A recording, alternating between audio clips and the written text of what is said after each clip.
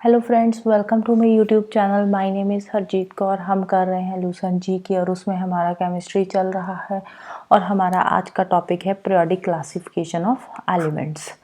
जो periodic table है उसके फादर माना जाता है मेंडलीव को, क्योंकि मेंडलीव ने जो पीरियोडिक क्लासिफिकेशन दी थी उसको मोस्ट एक्सेप्टेड क्लासिफिकेशन माना जाता है।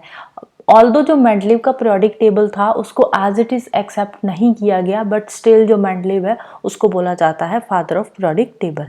अब पीरियोडिक टेबल में जो एलिमेंट्स है, जो नॉन एलिमेंट्स है, उनको एक सर्टेन ग्रुप में अरेंज किया गया है और जो एलिमेंट्स की अरेंजमेंट है वो इस तरह से करी गई है कि जो सिमिलर प्रॉपर्टीज़ वाले एलिमेंट्स है ना उनको अलग ग्रुप में रखा गया है। तो सिमिलर प्रॉपर्टीज़ वाले एलिमेंट्स की अलग अलग ग्रुपिंग करी गई है जिसको बोलते हैं classification of elements. At present अगर हम बात करें तो एट प्रेजेंट 118 एलिमेंट्स है अभी तक जो हमें पता है, और आउट ऑफ दीज 118 एलिमेंट्स सिर्फ और सिर्फ जो 98 एलिमेंट्स है वो है नेचुरल अकरिंग एलिमेंट्स। अब बात करते हैं genesis of periodic classification. Periodic classification जो है उसकी जेनेसिस कैसे हुई, कैसे अलग अलग जो केमिस्ट आए उन्होंने एलिमेंट्स की क्लासिफिकेशन करी है। सबसे पहले आते हैं लिवोजियर। लिवोजियर ने एलिमेंट्स की क्लासिफिकेशन करी थी मेटल्स एंड नॉन मेटल्स में। इन्होंने मेटल्स को अलग ग्रुपिंग दी और नॉन मेटल्स की ग्रुपिंग अलग करी थी। फिर आए 1829 में डॉबर्नियर, जो कि एक जर्मन केमिस्ट थे। जो डॉबर्नियर थे उन्होंने एलिमेंट्स की अरेंजमेंट करी थी और उनकी जो अरेंजमेंट थी उस अरेंजमेंट में जो सिमिलर प्रॉपर्टीज वाले एलिमेंट्स थे उनको उनकी जैसे ग्रुपिंग करी थी। उसमें जो 3 एलिमेंट्स आते थे वो इस तरह से 3 एलिमेंट्स की अरेंजमेंट करी थी कि जो मिडल वाला एलिमेंट है उसका एटॉमिक मास फर्स्ट और थर्ड एलिमेंट के एवरेज के इक्वल था। जैसे इन्होंने यहाँ पे 3 एलिमेंट्स रख दिए, तो इन 3 एलिमेंट्स में इन्होंने जो ये मिडिल वाला एलिमेंट है इसका जो एटॉमिक मास है ये फर्स्ट और थर्ड के एटॉमिक मास का जो एवरेज है उसके इक्वल आता था। ऑल्दो इन्होंने प्रॉपर्टीज में सिमिलर प्रॉपर्टीज में ग्रुपिंग करी थी, बट सिमिलर प्रॉपर्टीज के अंदर भी जो ग्रुपिंग हुई थी ना तो उसमें इन्होंने एलिमेंट्स की अरेंजमेंट इस तरह से करी थी कि जो मिडिल वाला है वो फर्स्ट और थर्ड का एवरेज था उसका एटॉमिक मास। फॉर एग्जाम्पल यहाँ पे इनका दिया हुआ है ट्राइएड। इन्होंने एक ट्राइएड बनाया था, 3 की ग्रुपिंग करी थी ना, तो अब इसमें इन्होंने रखा था लिथियम, सोडियम और पोटाशियम को। ठीक है, तो इसमें ये अगर हम देखें जो सोडियम का एटॉमिक मास 23 है, लिथियम का 7 है और पोटाशियम का एटॉमिक मास है 39। तो जो 23 है ना ये इन दोनों का एवरेज आता है। तो कैसे एवरेज निकालते हैं? एवरेज आ गया 39 प्लस 7/2, तो ये कितना आ गया 46/2, तो 23 आ गया ना। तो जो सोडियम का एटॉमिक मास है वो लिथियम और पोटाशियम के एटॉमिक मास का एवरेज है। इस तरह से इन्होंने पूरे के पूरे पीरियोडिक टेबल की ग्रुपिंग करी हुई थी। फिर 1866 में आए जॉन न्यूलैंड। जॉन न्यूलैंड एक इंग्लिश केमिस्ट थे और इन्होंने दिया था law of octaves. Law of Octave में इन्होंने क्या बोला था कि जब हम एलिमेंट्स को अरेंज करते हैं in the order of increasing atomic मास, ठीक है, इंक्रीजिंग एटॉमिक मास के अकॉर्डिंग जब हम एलिमेंट्स को अरेंज करते हैं तो जो 8th एलिमेंट की प्रॉपर्टीज है ना वो फर्स्ट एलिमेंट से मिलती जुलती है। ऑक्टेव इसीलिए बोलते हैं क्योंकि इन्होंने बोला कि जो 8th एलिमेंट है ना उसकी प्रॉपर्टीज फर्स्ट एलिमेंट के साथ मिलती जुलती है। जैसे कि म्यूजिकल नोट्स होते हैं, म्यूजिकल नोट्स में जैसे सारेगामापा तो वो रिपीट होता है ना कुछ टाइम के बाद जो म्यूजिक होता है। तो इन द सेम वे उन्होंने बोला कि पीरियोडिक टेबल में भी जो फर्स्ट एलिमेंट की प्रॉपर्टीज है वो 8th एलिमेंट के साथ मिलती जुलती है। हर फर्स्ट एलिमेंट की प्रॉपर्टीज हर 8th एलिमेंट के साथ मिलती है। जैसे फर्स्ट की 8th के साथ है, सेकंड की 9th के साथ मिलती होगी, ऐसे फर्स्ट की और 8th की प्रॉपर्टीज सिमिलर है पीरियोडिक टेबल में। और उन्होंने साथ में ये भी बताया कि जिस एलिमेंट का एटॉमिक मास कम है, ठीक है, वो उन्होंने सबसे पहले लिख दिया पीरियोडिक टेबल में। मतलब जो इनकी क्लासिफिकेशन थी, पीरियोडिक टेबल तो इनका एक्सेप्टेड इतना हुआ नहीं, बट जो इन्होंने क्लासिफिकेशन दी थी ना एलिमेंट्स की, उस क्लासिफिकेशन के अकॉर्डिंग जिस एलिमेंट का एटॉमिक मास कम था वो इन्होंने सबसे पहले लिखा और जिसका सबसे ज्यादा था वो इन्होंने लास्ट में लिखा। और इन्होंने जो क्लासिफिकेशन करी थी वो 56 एलिमेंट्स की करी थी। तो इनमें जो फर्स्ट एलिमेंट था वो था हाइड्रोजन और जो लास्ट एलिमेंट था वो था थोरियम। तो इस अकॉर्डिंग इन्होंने अपनी क्लासिफिकेशन दी थी। फिर 1869 में आए Lothar Meyer. Lothar Meyer's atomic volume curve इसको बोला जाता है। तो इन्होंने क्या बोला था, इन्होंने एक ग्राफ बनाया जो पीरियोडिक टेबल है, जो एलिमेंट्स है, पीरियोडिक टेबल नहीं बोलेंगे, जो एलिमेंट्स है उन एलिमेंट्स का इन्होंने एक ग्राफ बनाया और उस ग्राफ में इन्होंने जो एटॉमिक वॉल्यूम है एलिमेंट्स का वो ले लिया और एक ले लिया एलिमेंट्स का एटॉमिक मास। दो चीजें ग्राफ में इन्होंने प्लॉट करी थी, एक एटॉमिक एलिमेंट, एक एटॉमिक मास और एक एटॉमिक वॉल्यूम, दो चीजें इन्होंने ग्राफ में बनाई। और वो बनाने के बाद फिर उन्होंने एक चीज नोटिस करी और उसके अकॉर्डिंग इन्होंने बताया कि जो एलिमेंट्स है, जिन जिन एलिमेंट्स की सिमिलर प्रॉपर्टीज है वो उस ग्राफ में जो कर्व आती है उस कर्व में सिमिलर पोजीशंस पे आते हैं एलिमेंट्स। जिन एलिमेंट्स की प्रॉपर्टीज सिमिलर है ना, अब जो हम ग्राफ बनाते हैं, कोई भी ग्राफ बनाएंगे दो चीजों का, ठीक है, जैसे इन्होंने भी ग्राफ बनाया तो इस ग्राफ में इन्होंने एक साइड तो ले लिया एटॉमिक वॉल्यूम और दूसरी साइड ले लिया एटॉमिक मास। तो अब ये जो ग्राफ बनाया इसमें कोई ना कोई ऐसे कर्व बनी होगी ना, जैसे तैसे करके कोई कर्व बनी होगी। तो इस कर्व में इन्होंने बताया कि जिन एलिमेंट्स की प्रॉपर्टीज सिमिलर है ना वो सेम पोजीशन पे आती हैं कर्व के ऊपर। फिर नेक्स्ट आया मेंडलीव्स पीरियोडिक लॉ। अब मेंडलीव ने अपना जो पीरियोडिक टेबल दिया था, पीरियोडिक लॉ दिया था, वो लॉ दिया था फिजिकल और केमिकल प्रॉपर्टीज के बेसिस पे। इन्होंने एलिमेंट्स की फिजिकल और केमिकल प्रॉपर्टीज देखी और उसके अकॉर्डिंग एटॉमिक मास देखा उन एलिमेंट्स का और उसके अकॉर्डिंग एलिमेंट्स की अरेंजमेंट करी थी। इन्होंने जो मेंडलीव ने एलिमेंट्स की अरेंजमेंट करी थी वो करी थी एटॉमिक मास के इंक्रीजिंग ऑर्डर के अकॉर्डिंग। जो इन्होंने अपना पीरियोडिक टेबल था उस पीरियोडिक टेबल में इन्होंने बोला कि जो पीरियोडिक टेबल आता है ना उसमें जो एलिमेंट्स की अरेंजमेंट होती है वो उनके एटॉमिक मास के इंक्रीजिंग ऑर्डर के अकॉर्डिंग होती है और इस अरेंजमेंट को बोलते हैं पीरियोडिक टेबल। ठीक है, इन्होंने ये नाम दिया था पीरियोडिक टेबल कि जो अरेंजमेंट है ना एलिमेंट्स की एटॉमिक मास के इंक्रीजिंग ऑर्डर के अकॉर्डिंग वो क्या है, एक पीरियोडिक टेबल है। अब पीरियोडिक टेबल में एक हॉरिजॉन्टल लाइंस होती है और एक होती है वर्टिकल लाइंस।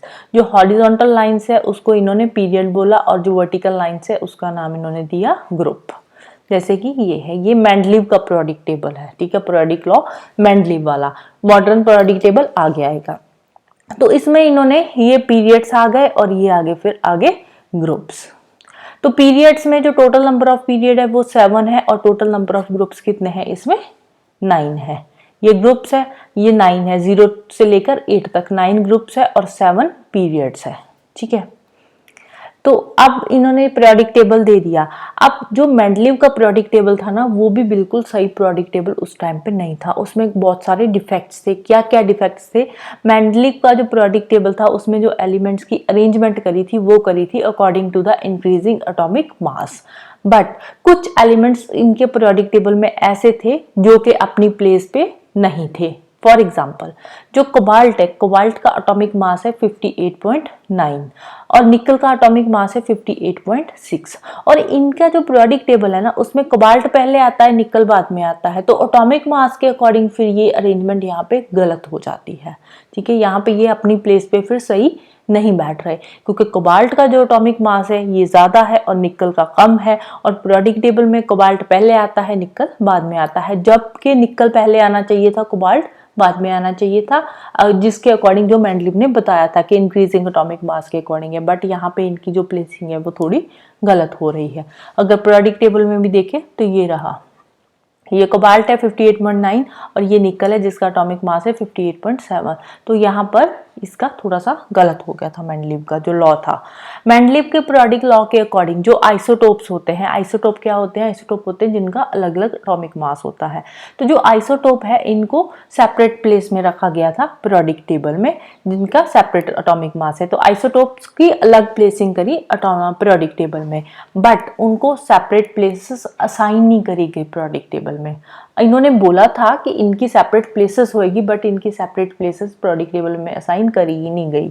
एलिमेंट्स जैसे कि कॉपर सिल्वर हो गया, अब कॉपर और सिल्वर की आपस में कोई भी रिजेम्बलेंस नहीं है बट फिर भी कॉपर और सिल्वर को अल्कली मेटल्स के साथ रखा गया, जैसे कि लिथियम हो गया, सोडियम, पोटाशियम। तो ये इनको अल्कली मेटल्स के साथ रखा गया जबकि इनकी अल्कली मेटल्स के साथ कोई भी रिजेम्बलेंस नहीं है। अब जो एलिमेंट्स जिनकी केमिकल प्रॉपर्टीज सिमिलर है जैसे कि गोल्ड हो गया, प्लैटिनम हो गया, अब ये केमिकल प्रॉपर्टीज इनकी सिमिलर है, स्टिल इनको सेपरेट ग्रुप्स में कर दिया गया। अब जिनकी कोई रिजेम्बलेंस नहीं है उनको सेम ग्रुप में कर दिया और जिनकी रिजेम्बलेंस है उनको सेपरेट ग्रुप्स में रख दिया। अब ये यहाँ पे एक डिफेक्ट आ रहा है। अब हाइड्रोजन है, हाइड्रोजन की इन्होंने कोई भी फिक्स पोजीशन दी ही नहीं। हाइड्रोजन को ग्रुप 1A में भी कंसिडर कर रहे हैं और 7A में भी। क्यों? क्योंकि अगर हम हाइड्रोजन क्लोराइड की बात करें तो इसमें ये पॉजिटिव आयंस बनाता है, अगर हम सोडियम हाइड्राइड की बात करें तो इसमें जो हाइड्रोजन है नेगेटिव आयंस बनाता है। तो इसलिए इन्होंने जो हाइड्रोजन है उसकी कोई फिक्स पोजीशन दी ही नहीं।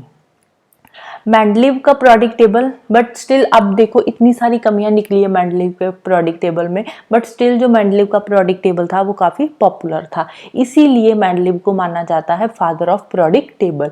मेंडलीव को ऑनर देने के लिए हमारे जो प्रोडिक टेबल है उसमें जो एटॉमिक नंबर 101 वाला एलिमेंट है ना, उसका जो नाम दिया गया है वो दिया है मेंडलीवियम।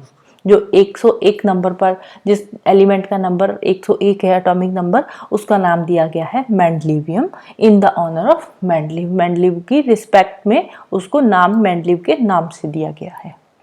फिर आता है लास्ट में modern periodic law. Modern periodic law दिया था मूजले ने।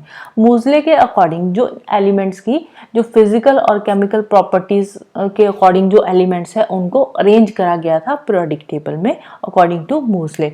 और फिजिकल और केमिकल प्रॉपर्टीज एलिमेंट्स की देखी, उसके अकॉर्डिंग अरेंजमेंट करी और साथ ही एलिमेंट्स का एटॉमिक नंबर भी देखा और एटॉमिक नंबर के अकॉर्डिंग पीरियोडिक टेबल में उनकी अरेंजमेंट करी थी। जो मॉडर्न पीरियोडिक टेबल है, मॉडर्न पीरियोडिक टेबल में आते हैं 7 ग्रुप्स एंड 7 पीरियड्स और 18 ग्रुप्स आते हैं। ठीक है, अब पीरियड्स क्या है, ग्रुप्स क्या है, ये आपको पता ही है। ये है मॉडर्न पीरियोडिक टेबल। अब ये वाले आ गए इनके पीरियड्स और इस साइड आते हैं ग्रुप्स। ठीक है, यहाँ पे 18 ग्रुप्स है और 7 इसके पीरियड्स है।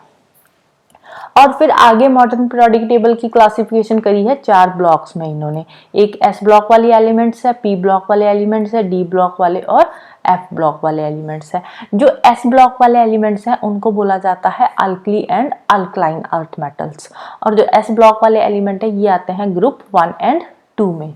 P ब्लॉक वाले जो एलिमेंट्स हैं इनको बोला जाता है chalcogen, pnicogen and halogen and inert gases, और ये बिलोंग करते हैं ग्रुप 13 to 18। और जो D ब्लॉक वाले एलिमेंट्स है ना, ये S और P ब्लॉक के ट्रांजिशन एलिमेंट्स हैं, इनके बीच में है। जो इनकी प्रॉपर्टीज है ये S और P ब्लॉक के एलिमेंट्स के बीच वाली प्रॉपर्टीज है, इसीलिए ये बिलोंग करते हैं ग्रुप 3 to 12 के। इनके दोनों के बीच में आते हैं, S और P ब्लॉक के सेंटर में ये फिट हो रहे हैं। जो F ब्लॉक वाले एलिमेंट्स है इनको बोला जाता है इनर ट्रांजिशन एलिमेंट्स। ये रहा अपना पीरियोडिक टेबल जो मॉडर्न पीरियोडिक टेबल है।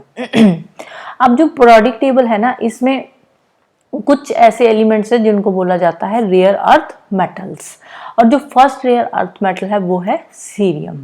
पीरियोडिक टेबल में अब जो पीरियोडिक टेबल है ना, इसके लास्ट में 2 हॉरिजॉन्टल लाइंस ये दिखाई गई है। ठीक है, अब इनका क्या कहानी है, जो इसके लास्ट में 2 हॉरिजॉन्टल रोज दिखाई गई है। अब इन दोनों में से हर एक रो में 15-15 एलिमेंट्स है।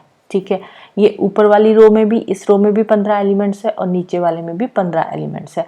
जो ऊपर वाली रोज है इसको बोला जाता है लैंथेनाइट सीरीज, और जो नीचे वाली रोज है इसको बोला जाता है एक्टिनाइट सीरीज। दोनों में 15-15 रोज है। ये लैंथेनाइट सीरीज, इनका जो ऊपर वाली रोज है इनका एटॉमिक नंबर 59 to 71 तक है, और नीचे वाले जो 15 एलिमेंट्स है इनका एटॉमिक नंबर 89 to 103 तक है, और इनको बोला जाता है एक्टिनाइट सीरीज। ये रहा, ये 57 से लेकर 71 तक है, और नीचे वाला जो है ये 89 से लेकर 103 तक है। अब पीरियड्स में जो है, जो पीरियड्स में एलिमेंट्स आते हैं उनमें सेम नंबर ऑफ शेल्स है, मतलब सेम नंबर ऑफ ऑर्बिट्स है अलोंग द पीरियड जो एलिमेंट्स आते हैं। और जो ग्रुप में एलिमेंट्स आते हैं उन एलिमेंट्स में जो नंबर ऑफ शेल्स है या नंबर ऑफ ऑर्बिट्स है वो चेंज होते हैं। अब नंबर ऑफ ऑर्बिट्स क्या होते हैं, ऑर्बिट मैंने लास्ट लेक्चर में भी एक्सप्लेन करा था कि जैसे कि S वाले में एक ऑर्बिट आता है, P वाले में 3 ऑर्बिट्स आते हैं, तो ऐसे ये वाले जो नंबर ऑफ ऑर्बिट्स है जो एलिमेंट्स अलोंग द पीरियड है उनमें सेम नंबर ऑफ ऑर्बिट्स है, और जो ग्रुप है, जो ग्रुप में है नंबर ऑफ ऑर्बिट्स वो चेंज होते रहते हैं। Right, so that's all about today. तो जाने से पहले वीडियो को लाइक कर देना, शेयर कर देना और चैनल को सब्सक्राइब कर लेना। Thank you, bye bye and have a nice day.